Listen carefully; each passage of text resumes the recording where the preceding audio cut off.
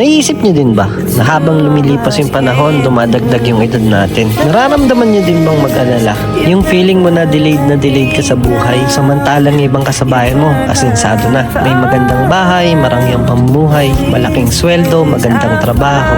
Samantalang ikaw parang na-stuck na lang sa paulit-ulit na proseso ng buhay mo. Minsan nga pinangahawakan ko na lang yung sinasabi nilang buhay daw ay di naman karera.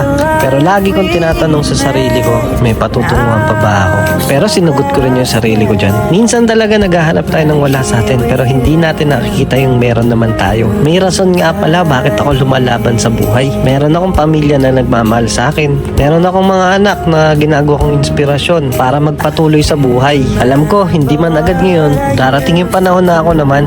Sasamahan ko ng dasal at paniniwala sa sarili na aayon at papabor naman sa akin yung panahon. Naniniwala ako lahat tayo may kanya-kanyang time. Kaya naman pag yun dumating, grab mo na agad.